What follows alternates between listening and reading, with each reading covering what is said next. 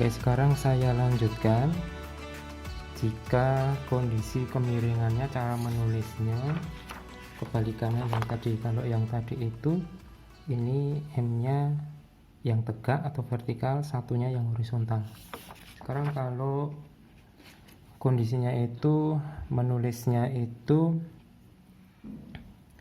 M-nya adalah yang ini, terus yang vertikal adalah yang satu. Nah, nanti rumusnya yang terjadi bagaimana. Nah, ini kita lengkapi dulu variabelnya. Ini adalah B, kemudian tadi ini adalah X, kemudian kedalamannya adalah H. Kita akan mencari dengan kita bagi menjadi sama seperti tadi. Jadi ini kita bagi menjadi 3 luasan, di mana luas 1 dan luas 3 nya sama. Luas 3 dan 1 kita cari dengan persamaan atau rumus segitiga. Dengan demikian kita harus mencari X seperti tadi. Nah, sekarang kalau kita uraikan seperti tadi, kita lihat perbandingannya dulu. Jadi selalu ketika kita menuliskan kemiringan itu adalah perbandingan vertikal dengan horizontal. Jadi ini bisa kita tulis 1/m. Nah, 1/m untuk ini. Jadi kalau untuk yang di sini segitiga yang besar, atau kalau tadi saya kasih arsir kuning. Nah, maka 1/m ini identik dengan 1 adalah yang tegak, berarti ini yang H. Yang vertikal 1/m, M-nya yang horizontal, berarti ini yang X. Berarti X-nya sama dengan M dikalikan H. Nah, ini sudah beda dengan yang tadi. Sehingga di sini luas 3 ini bisa kita tulis, luas 3 ini sama dengan H dikalikan X dibagi 2. X nya adalah M dikalikan H, berarti bisa kita tulis, kita substitusi, X nya adalah M kalikan H dibagi 2, atau luasnya adalah M H kuadrat per 2. Ini untuk luas 3, sehingga luas 1 dan luas 1 dan 3 itu sama, sehingga luas total kalau saya tulis di sini sama seperti tadi, adalah luas 1 ditambah luas 2 ditambah luas 3. Atau ditulis ini A juga boleh, A total sama dengan A1 ditambah A2 ditambah A3.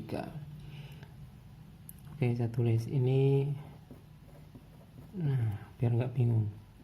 A1 ditambah A2 ditambah A3,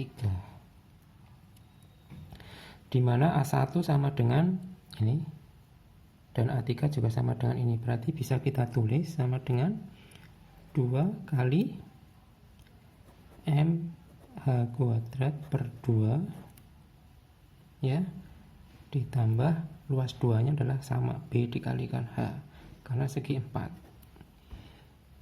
Nah, seperti ini. Jadi untuk dengan penulisan satunya yang vertikal, horizontalnya yang M, maka luasnya, luas tampang aliran sama dengan ini, bisa kita ringkas, berarti M H kuadrat ditambah B dikalikan H. Nah, nanti kalau kalian ketemu luas trapesium kok rumusnya seperti ini, berarti ada M, ya, M itu kemiringan. Nah, berarti dia cara menulisnya seperti ini. Tapi kalau dia beda, nah, kita bisa lihat perbedaannya. Nih, kalau ini H kuadrat per M ditambah B kalikan H, berarti Ini yang vertikal M-nya, horizontalnya 1. Jadi kalau yang ini itu pure atau murni mengikuti aturan penulisan kemiringan. Jadi yang namanya kemiringan, saya tulis sebentar, saya tulis pakai kertas baru saja. Ini mengulang matematika ya, yang namanya kemiringan suatu garis. Jadi kemiringan itu sama sebenarnya di matematika atau di praktek itu sama. Yang namanya kemiringan, ada satu garis misalnya. Nah, terus saya tulis ini kemiringannya berapa, maka cara menulisnya adalah seperti ini. Nah, garis yang hitam itu kemiringannya berapa? Yang namanya kemiringan adalah vertikal dibagi horizontal. Jadi kalau vertikalnya Y, horizontalnya X, maka kemiringan garis yang mana? Garis ini sama dengan Y dibagi X. Y dibagi X. Kemudian kemiringan ini sama dengan turunan juga Y dibagi X atau DY dibagi DX, sama saja. Nah, kalau ada orang menulis kemiringan, misalnya ada nulis kemiringan garis sama dengan 2, artinya ini adalah 2 dibagi 1.